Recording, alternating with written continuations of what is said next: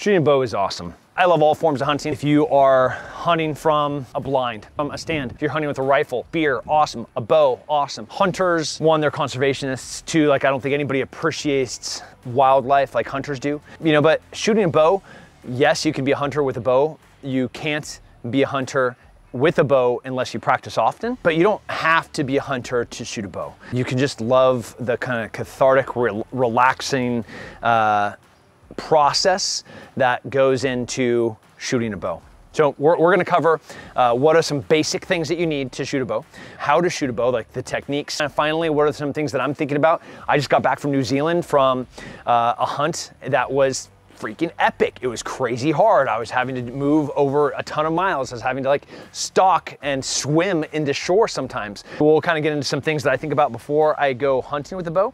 And we also have a course coming out with Sheepdog Response, the bow provider course. So learning how to hunt with a bow. So you'll learn like loud navigation, ethical harvesting, how do I clean an animal, field dressing, how to quarter, how to pack out. And it's taught by some of the best hunters on the planet. With that, let's just go down and start slinging some arrows.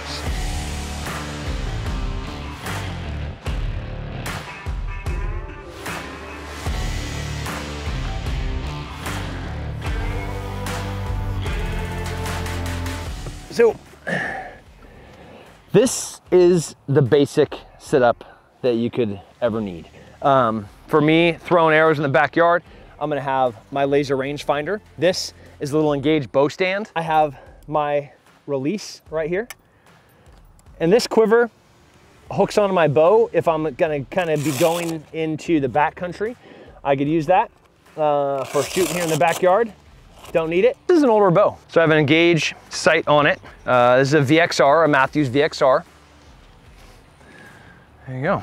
Then I have my trigger. This is like the original one that I got when I first started shooting like 3 bows before this one. This is trash. And I am going to be switching here in the very near future, but I'm comfortable shooting this one. I've killed a bunch of animals with this one, and I'm confident with this one, but this has coming to the end of its life.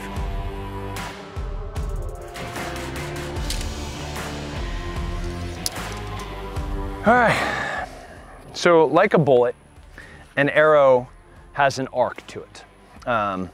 If you imagine when the bullet leaves a rifle, they call it BDC, bullet drop compensation. The intersection points of where that bullet drops to where you're aiming, to your adjustments, is how you get to the point of aim to point of impact, like how I get the bullet to go where I want it to go. With an arrow, this is kind of fun because we have a very significant arc.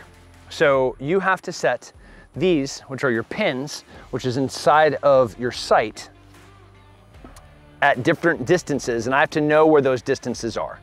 All right, so this part right here is where we rest the arrow, and it's called the rest. So I'm gonna take the arrow, and right here on the fletchings, what would be feathers are kind of color coordinated.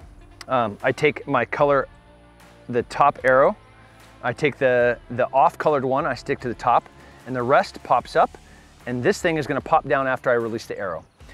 This is where I attach, this little loop right here is where I attach my trigger, right there. And then this right here is my peep. I'm gonna pull this string to my nose, I'm gonna look through this tiny little hole right here. I'm gonna look through that with my aiming eye, and I'm gonna align that with my front pins. So the poundage is how many pounds it takes for me to pull this string to the rear. And some of them, like, you have to like get up and pull all the way back. For this, I push out with my lead hand and I pull back with my elbow. The string locks off. Now I'm able to put my nose right on the target. So at 30 yards, this is a pretty easy shot, which is my second pin. Great shot, perfect. Right into the lungs and the heart, right behind the shoulder. Oh look, you can see how my feathers on my arrow are kind of cattywampus from being in that storage thing.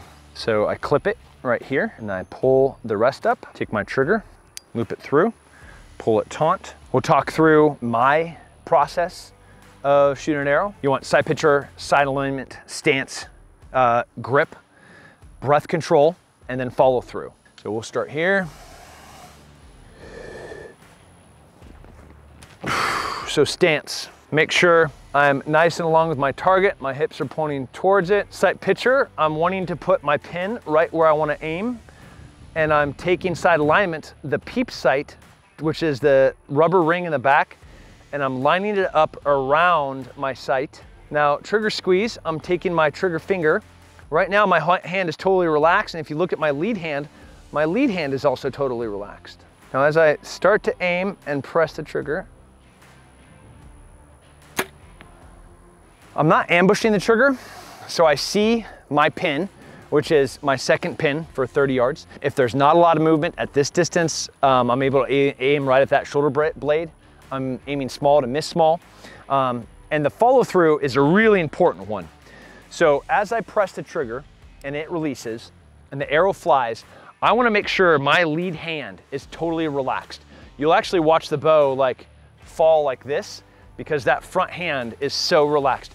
I'm pushing out with my thumb, but I'm not squeezing. One of the worst mistakes that you can make, and you only make it once, is where you're over gripping and that string is gonna come back and strike your forearm. Man, that hurts. I've seen some pretty horrific injuries of that string flying forward and hitting somebody's forearm that's over gripping. It shouldn't be a problem if you're staying relaxed.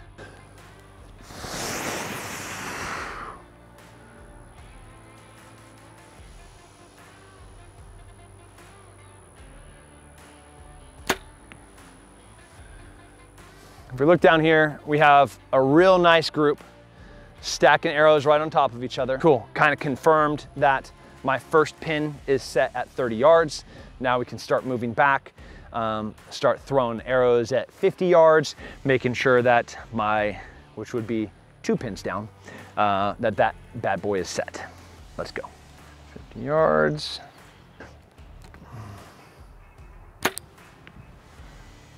Nice.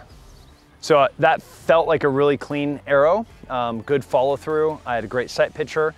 I was on my second to last pin, which I had set at 50, but that arrow impacted a good 5 inches low.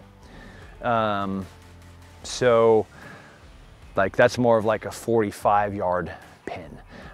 2 options here. One, I can reset where my pins are, or I can adjust my pins. We'll just kind of leave those be, and now I know that that is a 45-yard pin, not a 50-yard pin. Let's say I was shooting that coyote over there, or I was shooting this that pig, like its vital areas are only 4 inches. So if I'm off a distance like that, that's going to be a miss. Now we can switch to kind of a smaller target. Let's take a peek over at this fox here, or this coyote. All right, 30 yards.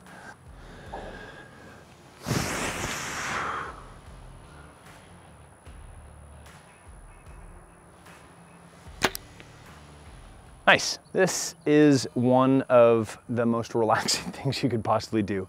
You had a rough day at work? Shoot a bow.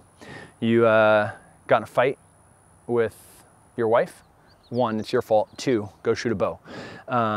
You are just like overwhelmed and stressed with something that's coming up in your life? Cool. Go shoot a bow.